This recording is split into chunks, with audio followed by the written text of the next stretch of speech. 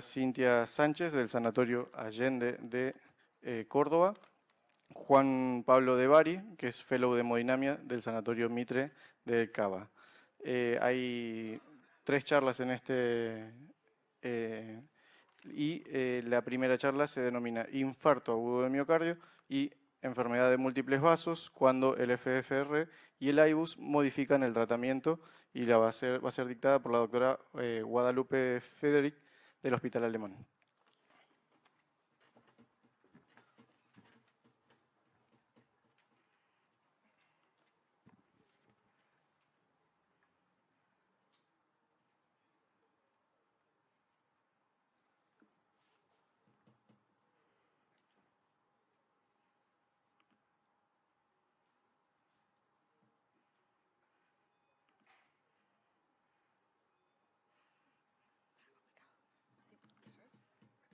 Sí, pero no...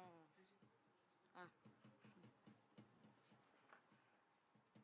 ¿Está? Bueno. Bueno, buenas tardes a todos. Yo soy Guadalupe Federic, soy residente tercer año del Hospital Alemán y voy a presentar, como dijo el doctor, síndrome coronario agudo y enfermedad de múltiples vasos cuando el FFR y el IBUS modifican el tratamiento.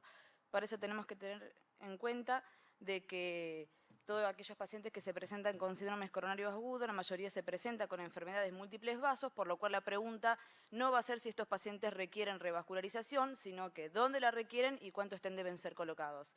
Entonces nos preguntamos cómo identificamos aquellas lesiones responsables de isquemia. Para eso vamos a tratar los temas de revascularización dirigida por FFR de múltiples vasos con el Functional Symptom Score, FFR en síndromes coronarios agudos sin superdesnivel del ST y una aproximación al uso de IBUS en múltiples vasos. Tenemos que tener en cuenta de que en pacientes que se presentan con síndrome coronario agudo con superdesnivel del ST, el 50% se presentan con múltiples vasos y en un 40-80% sin superdesnivel del ST. Todo ello conlleva un peor pronóstico a corto plazo por inestabilidad de la placa, injuria por disfunción endotelial, espasmo microvascular, inflamación o disminución de la contractilidad en zonas no infartadas y en conjunto la edad avanzada, incremento de factores ateroscleróticos y menor fracción de eyección conllevan un peor pronóstico a largo plazo.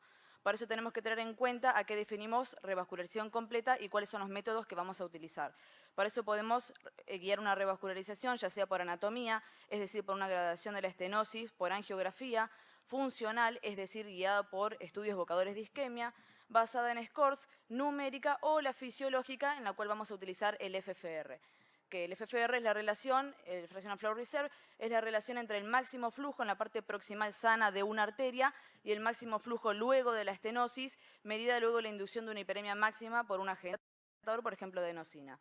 El punto de corte es de 0.8, eso nos refiere a que cuando tenemos un FFR menor de 0.75 se asocia a isquemia inducible con una especificidad del 100% y cuando tenemos un FFR de más de 0.8 se asocia a una ausencia de isquemia con una sensibilidad del 90%. Este es un ejemplo en el cual en la imagen de la izquierda podemos ver una lesión que por angiografía parece leve moderada y le realizamos FFR que resulta de 0.89, es decir, esta lesión no induce isquemia. Dentro de la evidencia que tenemos a favor en el uso de FFR, tenemos el DIFER, en el cual nos dice que en un FFR mayor a 0.75 se considera seguro diferir la revascularización. El FAME, en el cual guiar la revascularización por FFR resulta no inferior respecto a la angiografía. Y el FAME 2, que nos dice que con un FFR de menos de 0.8 se considera seguro realizar la angioplastia por sobre el tratamiento médico óptimo. ¿Qué dice la Guía Europea del 2014 de revascularización miocárdica? Como clase de recomendación 1, nivel de evidencia A, podemos utilizar FFR en lesiones que impresionan hemodinámicamente relevantes cuando no tenemos un test evocador de isquemia. Y como clase de recomendación 2AB, podemos guiar la revascularización mediante FFR en pacientes con múltiples vasos. Como dijimos, el DIFER lo que busca es evaluar si podemos diferir la revascularización en pacientes con FFR menos de 0.8 en 325 pacientes con un desenlace primario a 24 meses de tiempo libre de MACE que resulta superior para el grupo de estrategia diferida. Después, cuando evalúan el mismo desenlace a los 5 años, resulta también superior para el grupo de diferir la revascularización, así como también el tiempo libre de isquemia a los 24 meses. Es decir, como conclusión, se considera seguro diferir la angioplastia en lesiones con FFR mayor a 0.75 que no tienen evidencia de isquemia en test no invasivos. Después tenemos el FAME, 1.005 pacientes con enfermedad de múltiples vasos que son randomizados a angioplastia guiada por angiografía o por el uso de FFR. tenemos que evidenciar una diferencia absoluta en la sobrevida libre de MACE con una reducción de riesgo en el grupo de FFR de 0.72, con disminución de los desenlaces al año de MACE de manera significativa hasta en un 30% y del compuesto de muerte e infarto de hasta un 35%. Es decir, como conclusiones, tenemos una baja tasa de eventos en el grupo de FFR, pero la medición de rutina implica una reducción significativa en MACE al año con respecto a la angiografía. Esto nos avala la necesidad de revascularización en aquellas lesiones que producen isquemia y el tratamiento médico óptimo en aquellas que no.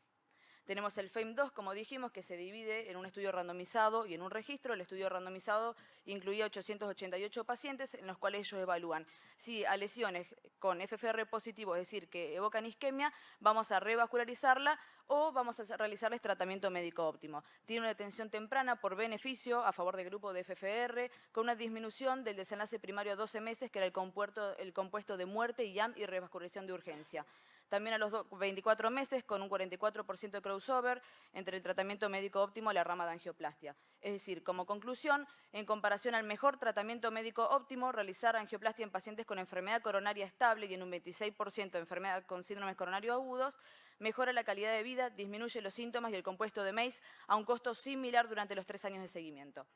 El único estudio que refuta a estos trials es el Future Trial, que tiene una detención temprana por perjuicio en el grupo de FFR, que ellos incluían pacientes con síndromes coronarios agudos, que eran el 46%, pero estables. Les realizaban angiografía guiada por FFR o por angioplastia guiada por FFR o por angiografía, y lo que ven es que al mes y a los 2 meses de seguimiento tiene el grupo de FFR un aumento de la muerte por todas las causas, que resulta no significativo al año de seguimiento, pero como tuvo una detención temprana no podemos evaluarlo a largo plazo. Después tenemos el Functional Symptom Score, que es un score prospectivo de 497 pacientes que son reclutados del FAME, que busca evaluar el poder de discriminación del FFR por sobre el Symptom Score tradicional, utilizando este método, y analiza las curvas ROC para predecir muerte, IAM o MACE. Como podemos ver en el gráfico de la izquierda, es el Symptom Score tradicional que no utiliza FFR, y el gráfico de la derecha es con FFR, que nos permite reclasificar hasta en un 30% de las lesiones. Cuando evaluamos los desenlaces al año, vemos que en el desenlace de muerte o infarto al año nos permite reclasificar a estos pacientes, disminuyendo la cantidad de pacientes que eran interpretados como de alto riesgo, llevándolos hacia menor riesgo. Cuando evaluamos las curvas ROC, tenemos que para la disminución de MACE resulta mayor discriminación en el grupo de Functional Symptom Score, también así para IAM o muerte. Es decir, que en conclusión, en comparación al score tradicional, el score funcional posee mejor reproducibilidad, mejor valor pronóstico e incrementa la proporción de pacientes de múltiples vasos que caen en el menor riesgo de eventos adversos luego de la angioplastia. Luego vamos a hablar de FFR en síndromes coronarios agudos sin supradesnivel del ST. Para eso tenemos que tener en cuenta que en estos pacientes la morbimortalidad a largo plazo resulta similar a aquellos pacientes que se presentan con supradesnivel del ST y que el objetivo de la angiografía y eventual revascularización incluye la resolución de los síntomas y la mejoría del pronóstico de la enfermedad. Este fragmento que sacamos de la guía de supradesnivel sin ST del 2016 dice que el logro de la hiperemia máxima puede ser impredecible en el no STEMI debido a la naturaleza dinámica de las lesiones coronarias y a la disfunción microvascular aguda asociada. Es por ello que el FFR puede sobreestimarse y la lesión puede subestimarse. Por eso hasta ahora no hay muchos estudios randomizados de buena calidad metodológica que nos avalen el uso del FFR en pacientes agudos. Tenemos este estudio publicado por Talianis, que con 101 pacientes que no busca desenlaces clínicos, que busca evaluar si se produce un cambio entre el FFR durante la fase aguda del seguimiento y a largo plazo. Lo que ven es que el valor de FFR no cambia y tampoco se evidencian cambios en el flujo TIMI, en el TIMI frame count, en el porcentaje de diámetro de estenosis, en el diámetro mínimo de la luz y en el índice de resistencia microcirculatoria. Es decir, que durante la fase aguda de un síndrome coronario agudo se puede establecer la severidad de la estenosis de vasos no culpables mediante el uso de FFR, utilizándolo como herramienta para guiar la revascularización y la estratificación del riesgo. Después tenemos el FAMOUS, que también incluye pacientes con síndromes coronario agudos sin supradesnivel del ST y que busca ver la factibilidad del uso de este elemento y el valor diagnóstico y beneficio clínico y económico. Les realizaban FFR al tercer día desde iniciado el tratamiento del infarto. Lo que podemos ver, ellos lo que buscan evaluar es si hay un cambio en la decisión inicial del tratamiento con respecto al uso de FFR. Y ven que hasta en el 22% de los pacientes a los que se les realizó FFR cambian la decisión del tratamiento. Cuando buscan el desenlace primario del porcentaje de pacientes que reciben tratamiento médico óptimo, ven que resulta de manera significativa el aumento del tratamiento médico en aquellos pacientes en los que se les realizó FFR. También para el desenlace secundario de MACE tenemos una disminución no significativa de IAM, muerte y nueva revascularización en el grupo de uso de FFR. También para el infarto relacionado al procedimiento y el infarto espontáneo. Es decir, que como conclusión, el uso de FFR en pacientes sin supradesnivel del ST es factible, seguro y reduce la necesidad de revascularización en el IAM relacionado al procedimiento. Y su uso modifica el manejo del paciente. Obviamente este estudio no tiene poder estadístico para establecer costos sanitarios o calidad de vida.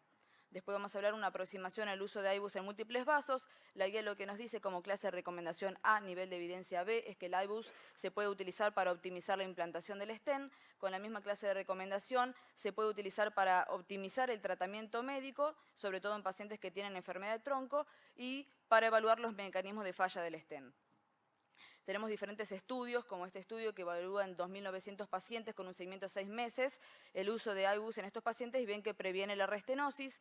Este con 2.900 pacientes con un seguimiento hasta 2,5 años que se evidencia con el uso de IBUS mayor diámetro luminal luego de la angioplastia, menor también tasa de restenosis a los 6 meses, menor revascularización e incidencia de MACE. Y en este metaanálisis, con 3.300 pacientes con un seguimiento de un año, ven que en aquellos pacientes en los cuales se les realizó tiene menor tasa de ST, IAM y MACE. Después tenemos este estudio que lo que dice es que el uso de IBUS permite valorar la pared y el lumen vascular y las características de la placa aterosclerótica y sus componentes. Y, como dije anteriormente, permite evaluar el impacto del tratamiento farmacológico sobre la composición de la placa ateroma. Tenemos el PROSPECT con 697 pacientes con síndromes coronarios agudos y múltiples vasos, de los cuales la mayoría eran sin supradesnivel del ST, que evalúa la historia natural de la aterosclerosis coronaria utilizando IBUS para identificar los factores clínicos relacionados con la lesión, que ponen a este paciente en mayor riesgo. Realizan un seguimiento medio de 3,4 años y ellos lo que podemos ver en la curva naranja es que los eventos relacionados a la lesión culpable y en la curva azul aquellos eventos relacionados a los vasos no culpables del infarto. Lo que ven es que tienen similar porcentaje de eventos ambos grupos, con una tasa de eventos de 20,4% en total. Y cuando evalúan también cuáles son las características que se asocian a peor pronóstico, son aquellos pacientes que eran diabéticos insulinorequientes y que habían recibido angioplastia previa. También una placa caliente mayor al 70%, una placa fibra de ateroma y un diámetro mínimo luminal menor a 4 milímetros. Es decir, como conclusión, hay una recurrencia de MACE en estos pacientes de 20,4% y la mitad de los eventos ocurren sobre placas de arterias no culpables del infarto y que aparentan ser moderadas por angiografía. Es decir, como mensajes finales, el FFR es seguro y eficaz para guiar la revascularización en enfermedad de múltiples vasos y enfermedad coronaria estable, y el IBUS resulta seguro y eficaz para aumentar el diámetro luminal luego de la colocación de un stent, disminuir la restenosis, IAM y MACE, y es predictor de placa aterosclerótica. A pesar de eso, de todos los estudios que he puesto, ninguno disminuye el outcome primario de mortalidad. Muchas gracias.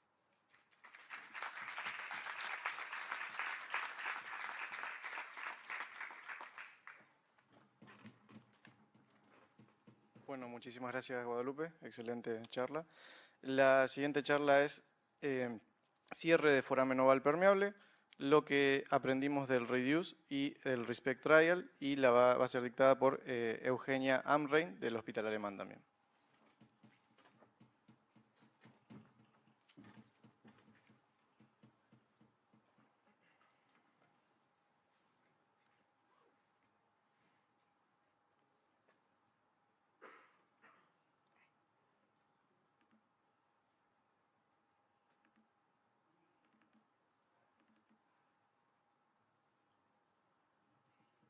No me pude.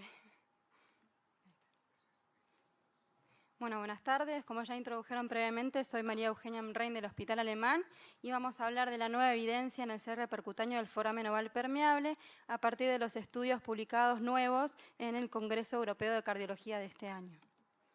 A modo de introducción, sabemos que es una anomalía congénita presente en el 25% de la población adulta, que disminuye con la edad su incidencia y es menor al 20% en mayores de 80 años y que suele cursar asintomática.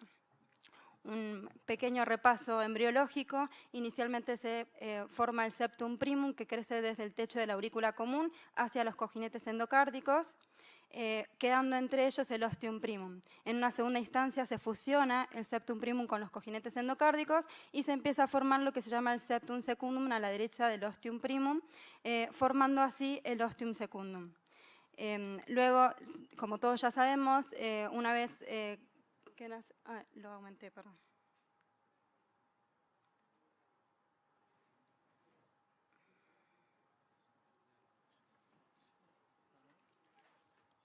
Ahí. Sabemos que con el nacimiento, al dilatarse los alvéolos, caen las resistencias vasculares pulmonares, aumenta el retorno venoso y aumenta la presión en la aurícula izquierda. Eso produce inicialmente el cierre funcional de este foramen oval y luego, dentro de los 2 años, el cierre anatómico del foramen, que es producido por tejido membranoso. También se asocia con otras patologías, como el aneurisma del septum interauricular, que se lo define como el desplazamiento medio lateral hacia la derecha o hacia la izquierda con el ciclo respiratorio mayor a 15 milímetros. Y con la red de Chiari, que es una malformación embriológica, que es un remanente de la válvula venosa, de la válvula derecha del seno venoso. Acá vemos en un eje de 4 cámaras, en un ecocardiograma transtorácico, el aneurisma del septum interauricular, y luego aparece la red de Chiari en el eje paraesternal largo. Pero ¿cuál es la implicancia clínica del foramen oval permeable? Sabemos que el 40% de los ACV isquémicos son de causa criptogénica y se lo ha descrito asociado al foramen oval permeable mediante 4 mecanismos fisiopatológicos diferentes. Una embolia paradójica con el paso de trombos desde el sistema venoso periférico derecho hacia las cavidades izquierdas a través del FOP, la formación de trombos en las aurículas como consecuencias de arritmias relacionadas al FOP, formación de trombos en el canal del foramen o estados de hipercoagulabilidad relacionados. También se lo ha descrito relacionado a migrañas por el metabolismo de la serotonina y al síndrome platimnea ortodesoxia, que se describe como la disnea y la desaturación en la bipedestación que mejora con el decúbito y se debe al redireccionamiento del sistema venoso desde la vena cava inferior hacia el septum interauricular por todos los mecanismos anatómicos que recién describimos. Para iniciar con los trials, en el 2013 se publica el estudio primario del RESPECT en la New England, que es un estudio cuyo objetivo es determinar si el cierre percutáneo del foramen oval permeable con Amplatzer es superior al tratamiento médico en la prevención de ACV isquémico recurrente y muerte. Es un estudio randomizado, abierto, multicéntrico, hecho en Estados Unidos, cuyos el desenlace primario es el compuesto de ACV isquémico tanto fatal como no fatal y la muerte temprana a los 45 y 30 días ya era si se hacía desde la randomización o desde el cierre percutáneo para la rama de Amplatzer, y desenlace secundario, el cierre completo por ecocardiograma transesofágico a los 6 meses, evaluando la eficacia del cierre, la ausencia de stroke recurrente sintomático, la muerte cardiovascular o el accidente isquémico transitorio. Un seguimiento promedio de 2.6 años. Acá vemos las características basales de las dos poblaciones, que están bien balanceadas, con una media de edad alrededor de 50 años, la incidencia de diabetes de 6 a 8%, hipertensión arterial 30%, y luego entre las características del foramen oval, el shunt 3 en su mayoría, casi el 50%, que estaba definido por el pasaje de más de 20 microburbujas en los primeros 3 latidos. Y la incidencia de aneurisma del septum atrial era del 35% para ambas ramas. ¿Cómo está hecha la randomización? Son 980 pacientes, se lo dividen en 2 ramas, 480 para el grupo farmacológico, ya sea aspirina, warfarina, clopidogrel o aspirina y dipiridamol. En su mayoría eran aspirina, y 499 al cierre percutáneo con Amplatzer. En los del grupo de cierre percutáneo recibían un mes de doble antiagregación con aspirina, clopidogrel y aspirina luego por 5 meses. Se hacía un ET control a los 6 meses para evaluar la efectividad del cierre y se definía un cierre completo cuando quedaba un shunt grado 0 y un cierre efectivo cuando el shunt era 0 a 1. Y se los controlaba clínicamente al mes, a los 6, a los 12, 18 y 24 meses y luego anualmente. De ser necesario y sobre todo ante la aparición de signos o síntomas clínicos, se realizaba tomografía o resonancia de cerebro. En cuanto a los resultados, se los analiza por diferentes protocolos, por intención de tratar, según tratamiento y según protocolo, y vemos el desenlace primario de cada uno con sus curvas de Kaplan-Meier abajo. que para el análisis de intención de tratar, el hazard ratio cruza la línea de no efecto, ahí lo vemos en el intervalo de confianza y luego expuesto en la curva de sobrevida inferior, pero sí les da estadísticamente significativo a favor del grupo Amplatzer por el análisis según tratamiento, con más del 30% de menos eventos en el grupo de Amplatzer. ¿Y esto a qué se debe? Se debe a que hubieron pacientes que estaban en el análisis de intención de tratar randomizados para ir a tratamiento médico y terminaron haciéndose cierre percutáneo. Entonces, después también evaluaron el desenlace secundario, que no les da estadísticamente significativo, tanto para ACV no fatal recurrente, muerte de causa cardiovascular y AIT, y tampoco le dio significativo los eventos adversos, ya sea muerte, discapacidad, taponamiento, trombo cardíaco, fibrilación auricular, TEP, entre otros.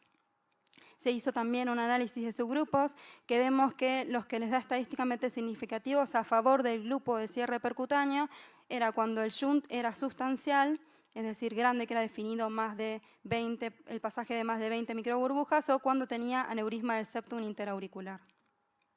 ¿Cuáles son las limitaciones de este estudio? El sesgo de seguimiento, que hubo mayor pérdida de seguimiento en el grupo de tratamiento médico que el grupo Amplatzer. También hubo crossover, por eso vimos que en el análisis por intención de tratar no les había dado significativo y sí por el análisis por protocolo y por tratamiento.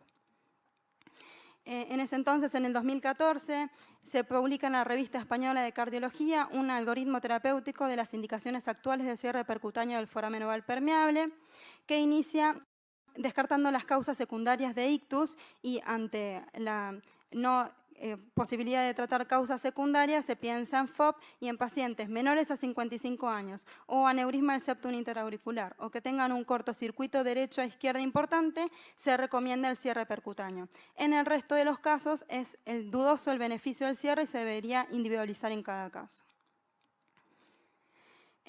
17, y es lo que nos hace venir a esta charla hoy, en el Congreso de Barcelona se publican 3 estudios, el CLOSE, el REDUCE y el seguimiento a largo plazo del RESPECT. El CLOSE es un estudio del cual no vamos a desarrollar en detalles, pero sí lo podemos mencionar. Incluye más de 600 pacientes, lo divide en 3 ramas, es un estudio también randomizado, lo divide en 3 ramas y hace la randomización combinada, hace la comparación combinada, de la rama de tratamiento médico versus Amplatzer, la rama de tratamiento médico con anticoagulación y anticoagulación con Amplatzer, pero solo compara la antiagregación con Amplatzer a pesar de que la mayoría de los pacientes estaban en el grupo que se comparaba Amplatzer con anticoagulación. A diferencia de los otros 2, incluía únicamente pacientes que tenían aneurisma del septum interauricular o shunt grandes, que eran los que habíamos visto que se beneficiaban en el análisis de subgrupos de los otros estudios. Empezamos con el seguimiento a largo plazo del RESPECT, también publicado en la New England. Acá vemos la tabla de resultados que disminuye estadísticamente significativo tanto el stroke isquémico recurrente, el stroke isquémico recurrente de causa no determinada y el stroke isquémico recurrente criptogénico, con un número necesario a tratar de 50, es decir, por cada 50 pacientes que nosotros le colocamos un Amplatzer, reducimos un evento. Más de 45% de disminución de eventos con el grupo Amplatzer. Acá vemos la curva de sobrevida del desenlace primario, en las abscisas la probabilidad de sobrevida libre de eventos, en el tiempo, que vemos que en azul la curva del cierre percutáneo, con la P estadísticamente significativa y la disminución de los eventos más del 45%. También se hizo un análisis de subgrupos que les dio estadísticamente significativo a favor del cierre percutáneo en aquellos que tenían un shunt grande. Y también el shunt, la presencia de aneurisma del septum interauricular, como habíamos visto en el estudio primario. En cuanto a la tasa de eventos adversos, no se vio un aumento significativo en ninguna de las 2 ramas, tanto para la incidencia de fibrilación auricular o flutter auricular, para la trombosis venosa profunda, el taponamiento cardíaco o complicaciones vasculares relacionadas al procedimiento, pero con baja tasa de eventos. Y el otro estudio es el REDUCE, también publicado ese año en New England, cuyo objetivo es determinar la eficacia y seguridad del cierre percutáneo del foramen oval más el tratamiento antiagregante por sobre el tratamiento médico solo. Esto es importante destacarlo porque este caso es 2-1, a diferencia del anterior que era 1-1, que era solamente tratamiento antiagregante versus FOP y no el combinado por sobre el tratamiento antiagregante. Es también randomizado, pero multinacional, no multicéntrico, cuyos desenlaces primarios son la aparición de una ACV isquémico recurrente mediante un foco neurológico o una nueva lesión cerebral mayor a 3 milímetros con o sin foco neurológico, con un seguimiento promedio de 3 años.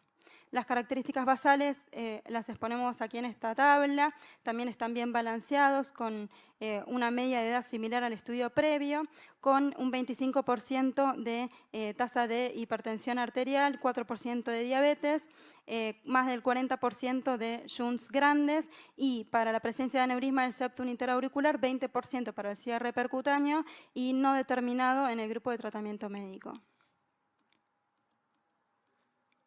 Como se hizo la randomización, se escogieron 664 pacientes, más de 200 fueron al tratamiento médico, ya sea aspirina y dipiridamol o clopidogrel. En este caso no se incluía la warfarina como opción terapéutica.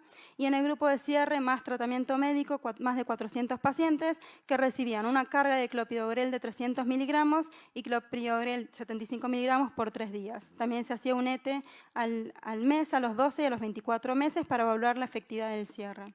También se los controlaba periódicamente, al mes, a los 6, a los 12 meses, etc. Y se realizaba una resonancia a todos los pacientes a los 2 años. Bueno, esos son los dos tipos de Amplatzer, el Helen septal occluder y el Caldoform septal occluder. En cuanto a la tabla de eventos, desenlace primario disminuye estadísticamente significativa a favor de la rama de tratamiento percutáneo, el stroke isquémico con desarrollo clínico, tanto signos o síntomas clínicos, la nueva aparición de infarto cerebral que era definido por una lesión más de 3 milímetros con o sin foco, pero no les dio los infartos silentes. Con un número necesario a tratar de 28, es decir, por cada 28 pacientes que tratamos reducimos un evento y acá vemos lo mismo en la curva de Kaplan-Meier. En cuanto a los eventos adversos, en este estudio sí se observó un aumento de incidencia de fibrilación auricular o flutter auricular en el grupo de cierre percutáneo.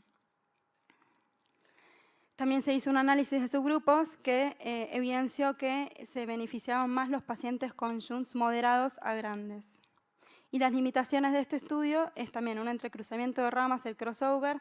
El riesgo de stroke en el grupo de tratamiento médico fue mayor que en estudios previos porque se les seleccionaron pacientes de mayor riesgo probablemente y también hubo sesgo de seguimiento en el grupo de tratamiento médico. Hubo baja tasa de eventos totales, lo que dificultó el análisis de subgrupos, y no se observó una diferencia significativa en los eventos isquémicos silentes porque se utilizaron métodos diagnósticos poco sensibles y porque no estaban ciegos a la hora de adjudicar el evento. ¿Cuáles son las diferencias para ir terminando entre estos dos estudios? Entre el RESPECT y el REDUCE. El RESPECT es un estudio multicéntrico, en cambio el REDUCE es un estudio multinacional. Eso habla de la reproducibilidad de cada estudio.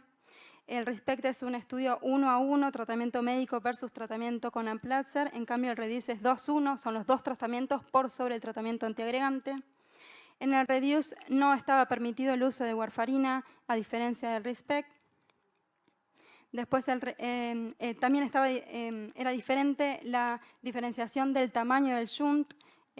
Ahí está expuesto para el RESPECT y para el REDUCE, entonces habían pacientes que por un estudio eran considerados como shunt grado 2 y por otros con grado moderado en el REDUCE.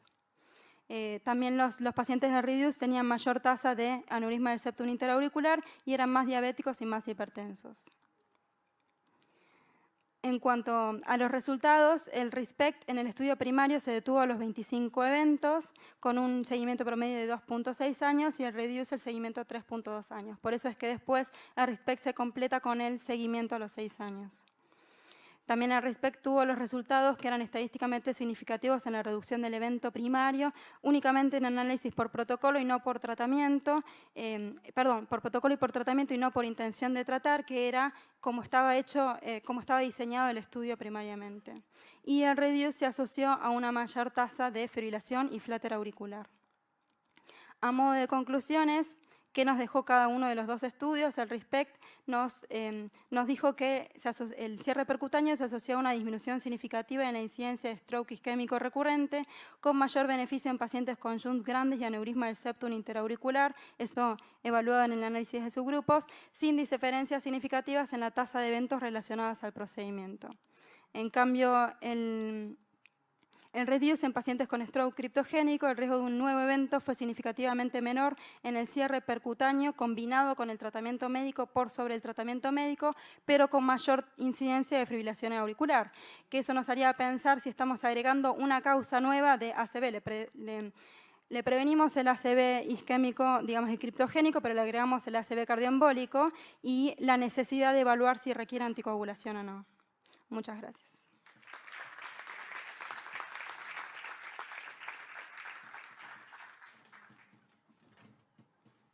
Perfecto, doctora.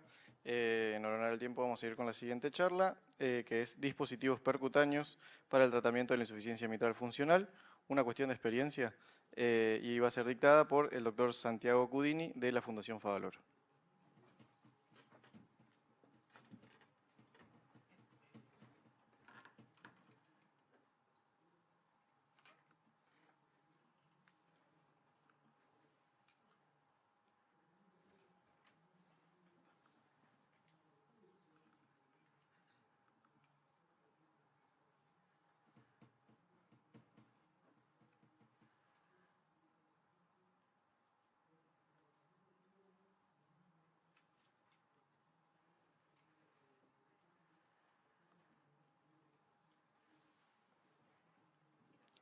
Bueno, mi nombre es Santiago Cudini, soy residente de tercer año de cardiología de la Fundación Favaloro. Agradezco la invitación a CONAREC y al comité científico por darme la oportunidad de realizar esta charla. Bien, mi charla está basada en los dispositivos percutáneos para el tratamiento de la insuficiencia mitral funcional, una cuestión de experiencia, y vamos a ir desarrollando la charla, inicialmente hablando algo de la introducción sobre la anatomía y la fisiología, luego vamos a hablar de la problemática en la insuficiencia mitral, las opciones terapéuticas no quirúrgicas y ahí desarrollaremos MitralClip con la presentación de un caso clínico final. Bien, y para la introducción debemos charlar brevemente sobre la anatomía de la válvula mitral. Debemos considerar de que no es solo una válvula, sino que es un aparato valvular en la cual tenemos las valvas mitrales, las cuerdas de las valvas, los músculos papilares y el anillo que las sostiene. Por lo tanto, una alteración en cualquiera de estas partes de la válvula mitral puede generar insuficiencia.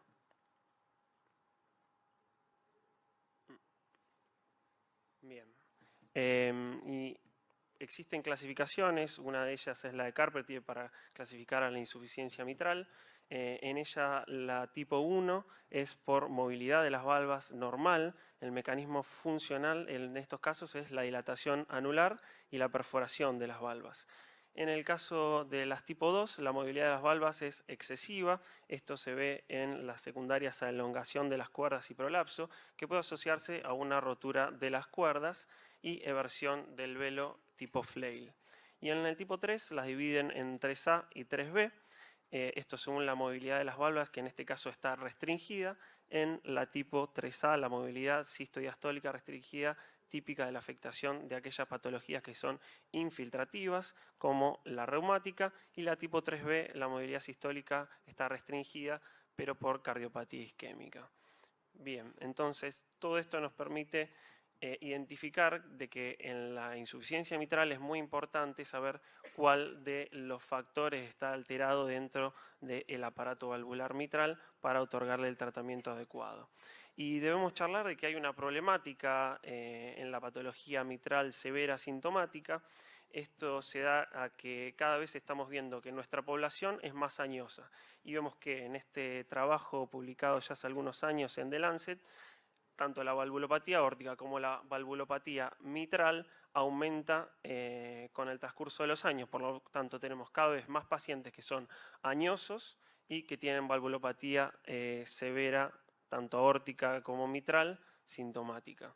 ¿Y qué es lo que sucedía con estos pacientes? También en otra publicación, publicada ya en el 2007, en la revista europea, en la Heart European, publicada en el 2007, es que estos pacientes llegaban al consultorio de los cirujanos o al equipo quirúrgico y debido a que generalmente eran pacientes añosos con disfunción ventricular y valvulopatías severas, no terminaban siendo buenos candidatos quirúrgicos y terminaban solo en tratamiento médico.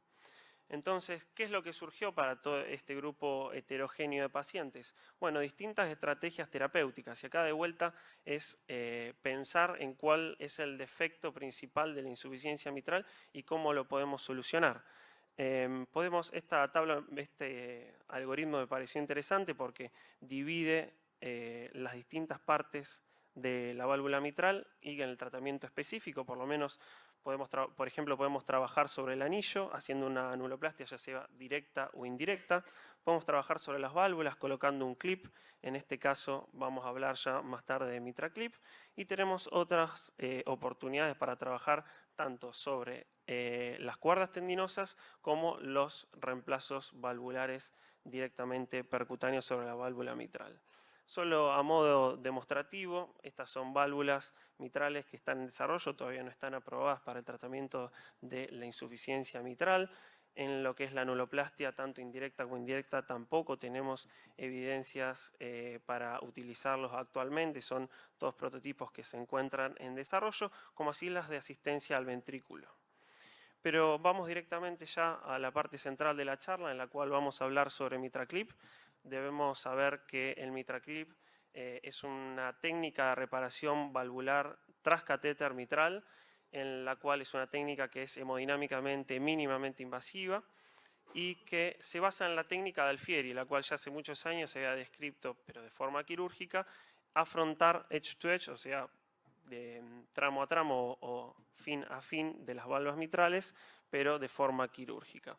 El sistema MitraClip son brazos, como están descritos en la imagen que podemos ver a su derecha, los cuales están hechos de cromo cobalto y básicamente es de elección para aquellos pacientes que tienen insuficiencia mitral severa sintomática de causa primaria con un alto riesgo quirúrgico asociado. Existe la posibilidad también de colocar un segundo clip en el caso que sea necesario. Y debemos saber, capaz para la guía clínica en centros que no se realizan habitualmente MitraClip, que son radiolúcidos, por lo cual lo podemos ver en las radiografías de tórax, como lo tenemos aquí. Bien, ¿qué indicaciones y en cuanto a la selección del paciente tenemos para el MitraClip? En la última guía europea, salida recientemente en Barcelona en el 2017, tanto como la actualización publicada por la American Heart Association, el grado de recomendación es 2B y el nivel de evidencia para los europeos es C, mientras que para la guía americana es B para aquellos pacientes que tienen una insuficiencia mitral severa sintomática de causa primaria y tienen una expectativa de vida razonable con tanto sea comorbilidades como un alto riesgo quirúrgico. Bien. Es vital para indicar este procedimiento la participación del Heart Team. Es más, actualmente también estamos hablando de los Heart Valve Team, que son en centros grandes donde se hace patología valvular específica y estos pacientes deben ser evaluados tanto para el tratamiento como para la selección del paciente, que es muy importante. Y en los criterios de selección tenemos la insuficiencia mitral, que debe ser sintomática, para de la New York Heart Association en 3 o 4, a pesar del tratamiento médico. La insuficiencia mitral debe ser primaria, la anatomía debe ser favorable, el paciente debe tener una expectativa de vida razonable, eso no está especificado cuánto es la expectativa de vida razonable. El riesgo quirúrgico debe ser prohibitivo, en general calculado por el riesgo de STS mayor a 6, y debe tener algunos otros factores, por ejemplo la fragilidad que actualmente está tan en boga. También la aorta en porcelana o tórax que han sido sometidos a radioterapia deben ser evaluados con cuidado. En cuanto a la anatomía favorable, es importante algunas consideraciones. Debemos ver que las válvulas mitrales deben ser evaluadas el largo de coaptación que tienen y no debe ser mayor a 2 milímetros. También la profundidad de coaptación, que debe ser menor a 11 milímetros. La diferencia que hay entre el flail, que no puede ser menor a 10 milímetros, y el ancho del flail no debe superar los 15 milímetros. Todo esto es importante que sea evaluado preoperatoriamente con el ecocardiograma, el cual juega un rol principal, y básicamente son características fundamentales que debemos observar porque el dispositivo tiene sus limitaciones en cuanto a tamaño para realizar el agarre de cabo a cabo de las válvulas mitrales. Como anteriormente nombré, la ecocardiografía es vital para el apoyo en esta patología, no solo en la selección del paciente con estas características de anatomía favorable que charlamos recién, sino también para la guía, principalmente en la punción transeptal, que ya lo vamos a ver en el momento de la realización del procedimiento, y para la evaluación de la colocación del clip por vía hemodinámica. Hay algunos criterios ecocardiográficos utilizados para determinar la insuficiencia mitral severa. Los que coloqué aquí fueron los que utilizaron en el estudio Everest, que ya vamos a charlar dentro de poco, y básicamente son los que conocemos para insuficiencia mitral severa, que son el check regurgitante central, mayor a 6 centímetros cuadrados, o que ocupa un 30% de la aurícula izquierda. El ancho de la vena contracta debe ser mayor a 0,5, el flujo reverso sistólico en las venas pulmonares, el volumen regurgitante mayor o igual a 45 mililitros por latido y un ORE mayor o igual a 0,3. Bien, en cuanto a las evidencias científicas, no es el objetivo de esta charla hablar sobre cada estudio en particular, solo vamos a describir someramente cómo fue en la línea de tiempo. Inicialmente tenemos al Everest, el cual enroló 55 pacientes, es un estudio de factibilidad que se comenzó a desarrollar a partir del 2003, y luego ya tenemos el Everest 2 que se lanzó a partir del 2005 y que era un estudio randomizado ya con 279 pacientes, el cual los randomizaban a estos pacientes que tenían la insuficiencia mitral severa sintomática de causa primaria, 2-1 a recibir el procedimiento hemodinámico de MitraClip o a cirugía. Y lo que se vio es que no había diferencias estadísticamente significativas en la mortalidad, pero sí había una reducción de los eventos mayores adversos relacionados al procedimiento. Se han desarrollado posteriormente otros estudios como el Access y el Realism, en donde se evaluaron, por ejemplo, la disminución de los diámetros del ventrículo, tanto de la aurícula, los cuales fueron positivos para la realización de MitraClip, como así también escalas de calidad de vida en las cuales fueron positivos para MitraClip. Hay otros estudios que se encuentran en desarrollo, el COAPT y el ReShape, ambos son para insuficiencia mitral, pero en este caso de causa secundaria. Algunas características específicas del dispositivo, no voy a hablar mucho de él porque no es el fin de la charla, pero debemos saber que la porción distal tenemos el clip, el cual tiene los clippers y la cabeza para ser liberado, y que todo el instrumental que está proximal y que tiene el hemodinamista en mano es intuitivo para reposicionar o conocer la posición en la cual estamos manejando el clip dentro de las cavidades cardíacas. En cuanto al procedimiento, los pacientes generalmente ingresan a la institución en el día a realizarse, eso depende de cada protocolo, son recibidos por el anestesista y se inicia todo por una punción venosa femoral y luego el objetivo inicial y de guía ecográfica es la punción transeptal, como podemos ver en el recuadro de su izquierda. Luego que se logra realizar la punción transeptal, posteriormente se procede con la guía ecocardiográfica a posicionar el clip. Una vez posicionado, se progresa por sobre la válvula mitral y se procede a realizar el grasping, que es el agarre de los cabos de la válvula mitral.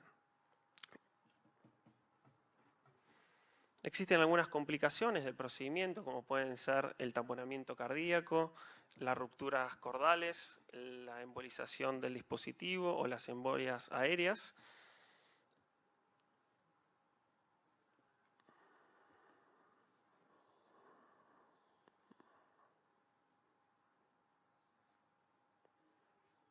A ver, se trabó la presentación. Ahora sí.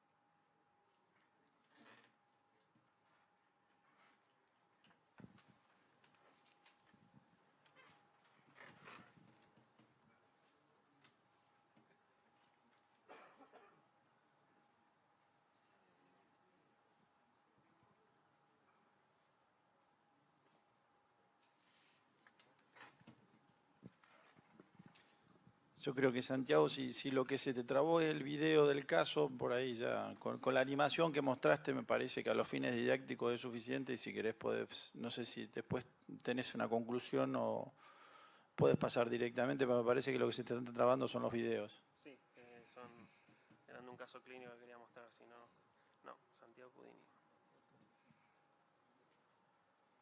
Cudini Santiago.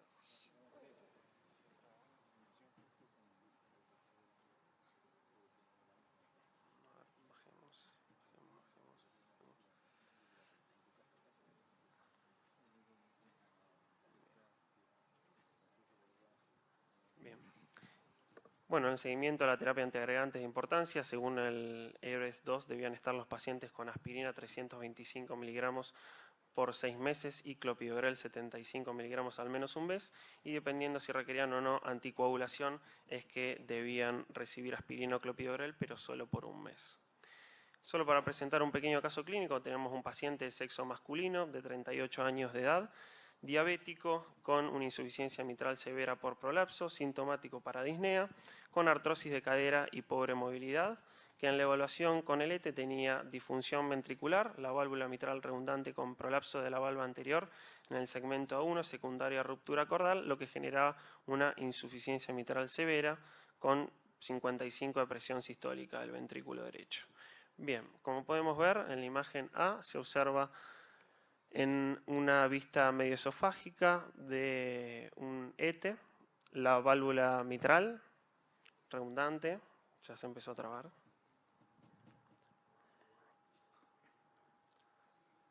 Bien, si quiere paso a las conclusiones porque les va a ser difícil los videos. Bien, lo que quería presentar en el caso era un paciente con una insuficiencia mitral y mostrar básicamente cómo, guiado por el ETE, se realiza el grasping de la válvula mitral y así un posterior control ecocardiográfico para evaluar el grado de insuficiencia mitral. A modo de conclusión, en la charla existe una subpoblación con insuficiencia mitral, la cual está sintomática y no llega a cirugía y eventualmente no se beneficiaría de la misma, y que MitraClip es una opción a considerar en estos pacientes con insuficiencia mitral primaria severa sintomática, con una anatomía favorable y una expectativa de vida razonable, que presentan un riesgo quirúrgico que es prohibitivo y además tienen algunas comorbilidades. En este caso, la evaluación del HERT-TEAM es de vital importancia y a su vez el uso del ecocardiograma es vital para definir la conducta y ser guiada. A su vez, los estudios clínicos demostraron que una reducción en la insuficiencia mitral con MitraClip, reducción de los volúmenes auriculares y ventriculares, como así una mejoría en la capacidad física y en la calidad de vida que se sometían a estos procedimientos los pacientes, por lo tanto podrían ser de elección con una evaluación correcta previa al procedimiento. Muchas gracias.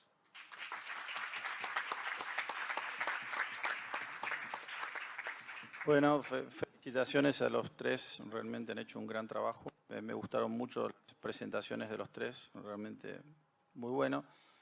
Soy el más viejo de la mesa, aparte de coordinar, voy a hacer algunos pequeños comentarios.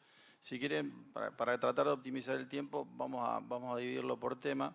Yo voy a abrir los comentarios, digamos, sobre cada tema y me gustaría que todos participemos. Con respecto a tu presentación, Guadalupe, hiciste una excelente revisión de lo que es FFR y también de AIBUS, pero te centraste más en la evidencia que hay en pacientes estables. Y el tema de tu presentación era el infarto agudo de miocardio.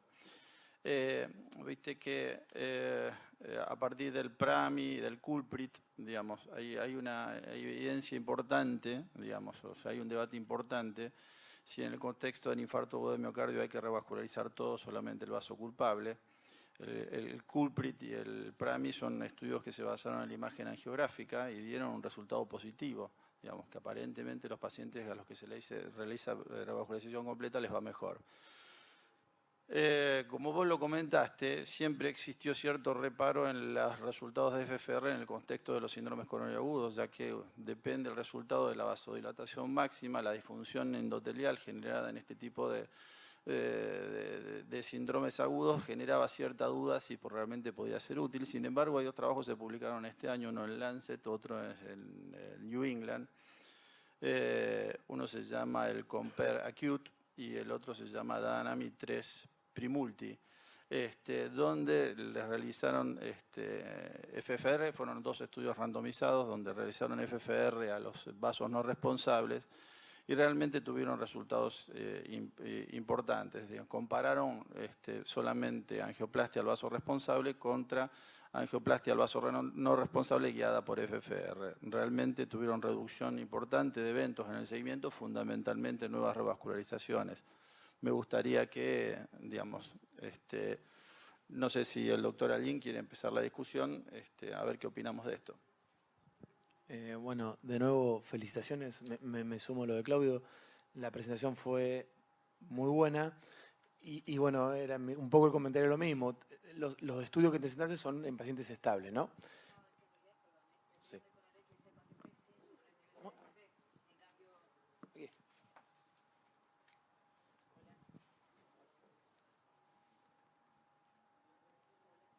Apretalo, manténlo apretado. Hola, ahí está. No, es que en realidad me habían pedido que la charla sea en pacientes sin supradesnivel del ST. Y el Dynamic 3 Primulti y el Compare Acute son en pacientes con supradesnivel del ST. Es por eso que no incluí ninguno de los 4 estudios y tampoco la guía nueva, porque es en supradesnivel del ST. Y cambia totalmente el paradigma con respecto a lo que yo había presentado. Está bien. El punto es, me parece que es importante, esta reunión ustedes están en formación y es un poco para ponerlo en claro, ¿no? Que si bien analizamos pacientes estables, es otra patología, ¿sí? Y un punto importante, que además de esto es que hablaba del FFR y IBUS. Nuestra herramienta, somos hemodinamistas y de hecho me formé con José Álvarez en el británico y en el alemán, así que sé cómo piensan. Además, son herramientas diferentes. ¿En qué me refiero diferente? Nosotros principalmente la reserva de flujo la utilizamos sí como una herramienta diagnóstica, ¿no? Nos sirve mucho, si bien hay estudios sobre evolución de tratamiento y demás, mientras que el IBUS sí nos sirve ya más cuando hacemos una intervención. Es muy importante para eso, para definir dos grandes herramientas que nos sirven y mucho en estos pacientes. Sobre todo cuando hablaste del syntax, hay una cosa a tener en cuenta, que nosotros aumentamos la especificidad. La angiografía tiene mucho pitfall, tiene muchos errores y eso nosotros lo sabemos y es ahí donde el FFR y el IBUS nos ayudan. Sin embargo, el syntax, cuando uno utiliza el syntax, tengan en cuenta que en el syntax la angiografía era el 50%. Nosotros en general, nosotros utilizamos lesiones generalmente severas para evaluar a los pacientes de múltiples vasos. Esto es nuestra práctica diaria. Pero si bien estoy de acuerdo y bueno, señalo lo mismo que Claudio, creo que son herramientas importantes y utilizadas en los escenarios que corresponden. Entonces, con respecto a eso, creo que hay que saber utilizarlo, sin embargo, porque ustedes tienen que salir de acá y van a sus unidades coronarias y después vienen a la sala de hemodinamia y dicen, hacemos FFR. Bueno, el uso de FFR es muy, lamentablemente por distintas causas, el uso y la IBUS es muy menor. De hecho, en el último registro que hicimos de angioplastias, el uso de IBUS en angioplastia coronaria en la Argentina es menor del 2%. Entonces, es muy poco y entonces uno tiene realidades. Y a lo que voy es que el FFR se basa también en estudios con SPECT miocárdico, es decir, muchos de estos pacientes pueden tener una evaluación no invasiva si no tienen la oportunidad de hacerlo. Le digo porque también hay que tenerlo siempre en cuenta. Pero bueno, nada, me sumo a estos comentarios. Bueno, para hacer un comentario, una buena forma de encarar el tema de FFR es pensar el FFR en vaso culpable y en vaso no culpable. Con respecto al vaso culpable, un poco lo que mostraste vos del estudio Famous, terminó de desterrar y terminó mostrando que en los endpoints duros no hay diferencia entre revascularizar por FFR y revascularizar por angiografía. Seguramente por lo que mostraste vos y lo que dijo Claudio, de que al vasodilatar y tratar de actuar sobre microvasculatura, una microvasculatura que está dañada, que tiene un componente inflamatorio, que tiene un componente de microembolia, muchas veces deja de ser fidedigno. Yo creo que en ese punto, tal vez el IFFR, que no necesita la aplicación de adenosina, nos puede dar alguna ayuda. Y en el caso del FFR en el vaso no culpable, están estos estudios de Dynamic 3 y el Compare Acute, que muestran cierto beneficio. Sin embargo, todavía se sigue discutiendo el beneficio en la angioplastia múltiple vasos en este contexto. Ayer hablábamos del culprit shock y veíamos que, asimismo, en el episodio de un shock cardiogénico, angioplastar todos los vasos no terminaría siendo, por lo menos, de todo beneficio. Así que me parece que todavía ahí hay respuestas por responder.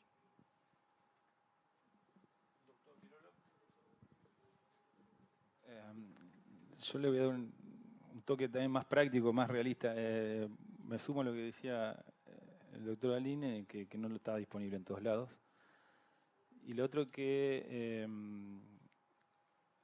son procedimientos que alargan el procedimiento en sí mismo. Entonces, me parece que esto siempre está hecho en protocolo, en poblaciones o en pacientes que se hicieron en un estudio donde los centros de entrenamiento son muy grandes. Y en Buenos Aires sí, reconozco que hay, pero en el interior me parece que no todos los centros están entrenados para hacer esto. Entonces me parece que el mensaje que sí, que sirve, el iBus sirve para implantar stent, como decía Aline, y el FFR para ver la funcionalidad de la placa. Me parece que bien utilizados sirven, pero no hay que decir que dependemos de eso para tomar una decisión. Yo creo que sigo creyendo en la angiografía y las técnicas que tenemos para implantar stent uno ya sabe cuándo va a quedar bien o mal. Y el FFR, obviamente, personalmente no lo usé nunca, pero sé que te va a guiar, sé que se usa, y el tema de hacerlo en múltiples vasos, también está el tema de que se prolongue el estudio, de cada lesión accesible, en la experiencia del operador, y cómo fue la primera lesión que se trató, si fue rápida, si se usó poco contraste, todas esas cositas que son más prácticas y me parece que muchos no se analizan, pero a veces en las conclusiones después terminan. En el PREMI también dijeron eso, que se tiene que hacer lesión del segundo vaso, del otro vaso, si la primera lesión fue rápida, fue fácil y llevó poco tiempo. O sea, evitar las tasas de complicaciones, no sumar una complicación en un paciente con síndrome coronario agudo que ya de por sí tiene alto riesgo y de tener chance de complicación. Como para cerrar un poco el tema, y como para regla general, FFR sirve para elegir el vaso que no tenés que tratar. Y creo que no sirve para evaluar el vaso culpable. En el contexto de síndromes coronario agudo hay tanta evidencia, que tratar el vaso culpable es tan beneficioso, sea con supra, sea sin supra, que realmente FFR nunca va a servir, digamos. Y en eso yo creo, y esto es una impresión personal, que en casos donde hay poca severidad angiográfica, el iBus muchas veces te ayuda, o por lo menos a mí yo trabajo con FFR y trabajo con iBus, es a veces donde me apoyo en el vaso culpable con el iBus para decidir si trato o no. Y ahí realmente volumen de placa, placas con mucho core necrótico, etcétera. Cuando tienen muchas características de vulnerabilidad y angiográficamente no son tan severas, en el contexto de un síndrome coronario agudo yo le coloco un stent y no lo mido con FFR. FFR sirve para los pacientes estables o para las lesiones no culpables dentro de los síndromes coronarios agudos. iBus te sirve para hacer mejor las angioplastias. Una vez que ya decidiste tratar, podés conseguir mejores resultados con iBus si guías tu angioplastia, obviamente si lo tenés disponible, por supuesto. Bueno, ¿quién quiere hacer un comentario de PFO? Así... Chicas.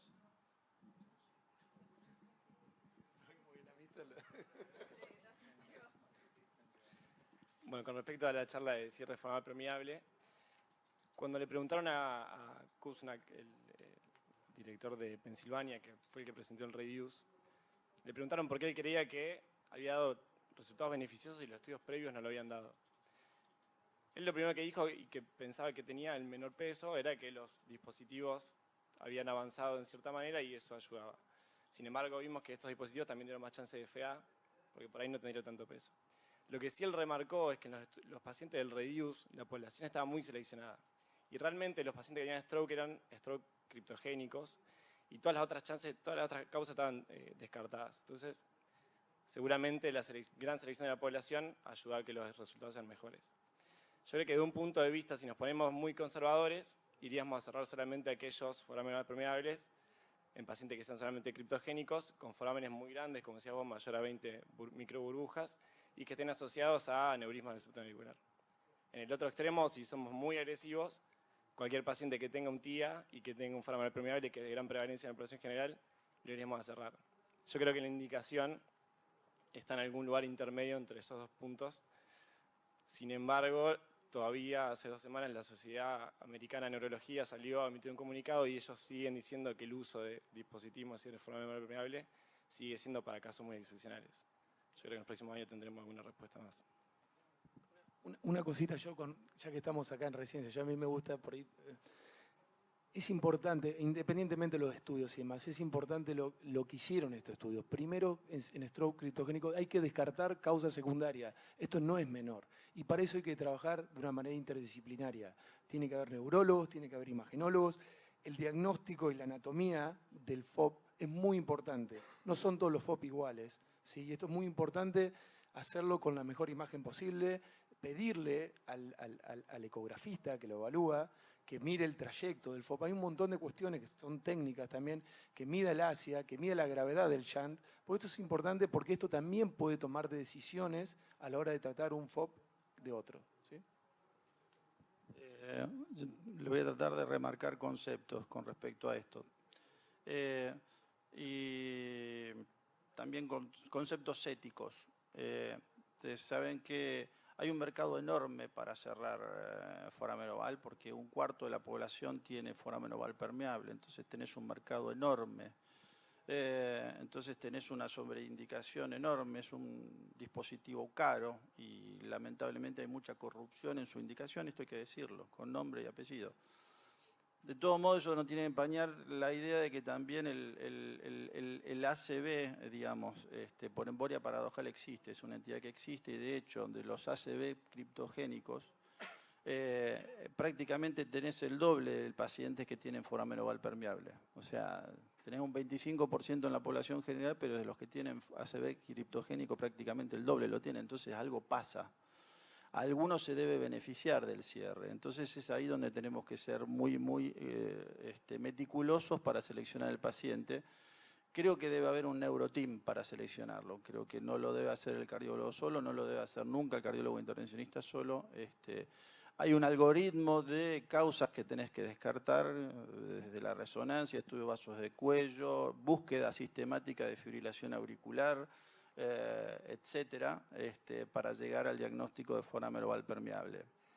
Las guías hoy por hoy te dicen que se justifica con un nivel de evidencia 2B, o 2A con un nivel de evidencia B, recomendación 2A con un nivel de evidencia B, el cierre del foramen oval si vos tenés un foramen oval permeable en el contexto de un infarto, de un ACV criptogénico, y tenés diagnóstico en perievento de trombosis venosa profunda. O sea, acuérdense que hay que demostrar trombosis venosa profunda para que uno tenga una indicación sólida.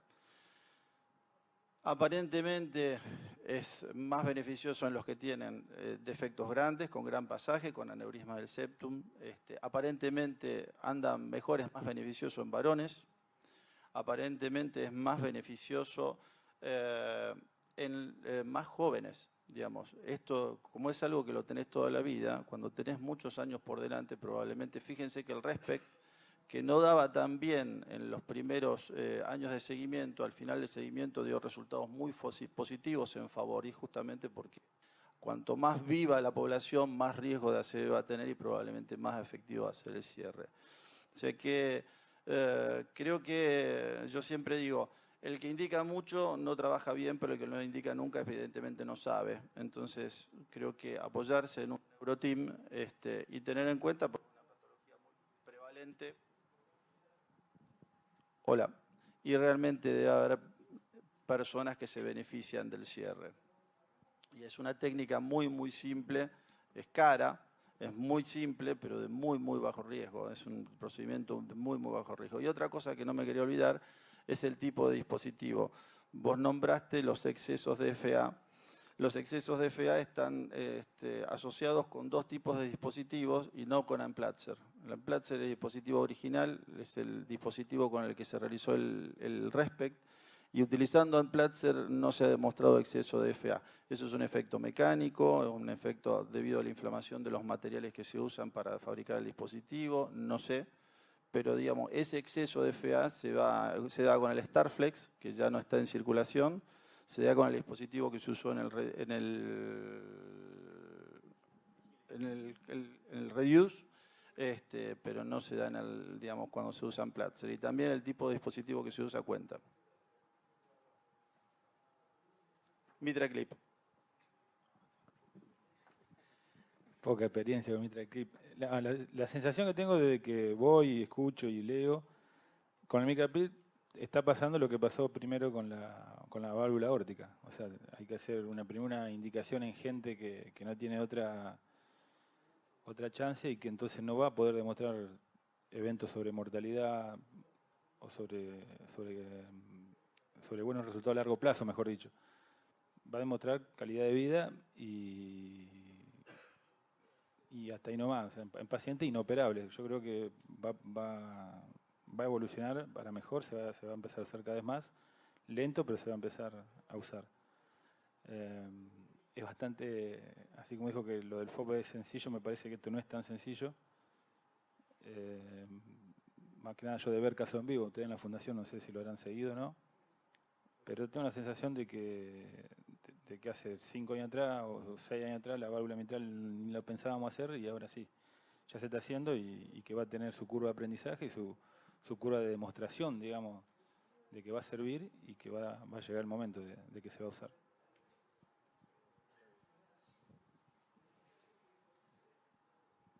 Yo, dos gorditas. Me parece que estoy de acuerdo con Oscar. Es una técnica que viene. Creo que por ahí muy diferente al tabbing en la cuestión técnica. Creo que para esto hay que estar bien entrenado y no se puede hacer. Se tiene que hacer en centros de alto volumen porque requiere una praxis muy importante y además de, bueno, distintos recursos también tecnológicos para poder hacerlo. Creo que es importante, pero voy a puntualizar lo mismo. El MitraClip es un dispositivo. Están viniendo muchos dispositivos nuevos que van a seguramente a mejorar y van a ser posiblemente más sencillo esto. El Everest da buenos resultados, tiene buenos resultados. De hecho, la guía ya por eso están como indicación. Creo que hay que seguirlo y hay que ser prudente. Nada más. La sensación que me da a mí es que es una solución muy sencilla para un problema muy complejo. Lo mostraste vos cuando me dijiste que la mitral no era una válvula, que era un aparato. Entonces, solamente ir a clipar y trabajar sobre la valva no nos va a dar tantos resultados, sí en esta población, pero si queremos un reemplazo total de la válvula, van a ser necesarios otros dispositivos. Hoy se está charlando en estas últimas semanas sobre el tratamiento escalonado de la válvula mitral y están apareciendo dispositivos para el anillo, dispositivos tipo arpón para las cuerdas tendinosas y seguramente en algún futuro veremos el tratamiento escalonado, empezando por ahí con un clip y siguiendo con todos los otros para reemplazarla de forma completa.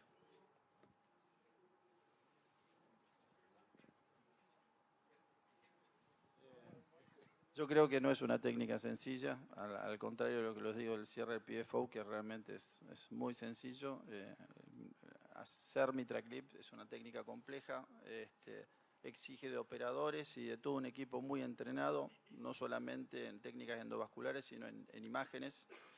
Hoy por hoy tenés muchas alternativas de imágenes como el eco 3D, y la fusión de imágenes, digamos, integrando imágenes del eco 3D o de la tomografía a las imágenes de angiografía que facilitan mucho este tipo de procedimientos, pero yo creo que es una técnica para pacientes muy seleccionados. La evidencia de estudios randomizados es muy pobre, tenemos solamente uno, tenemos muchos registros en pacientes de muy alto riesgo o inoperables, que creo que debe ser el nicho fundamental para esto, y realmente para centros, mucha experiencia que en Argentina no tiene nadie, así que no puedo decir con centros con mucha experiencia, pero centros dotados de mucha infraestructura y mucho entrenamiento, ya sea en técnicas endovasculares como en imágenes.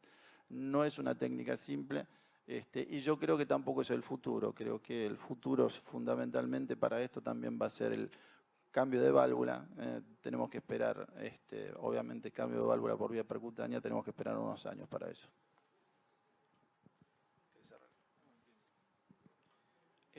¿Alguna pregunta del público? Bueno, le damos las gracias a los disertantes y a los médicos de staff.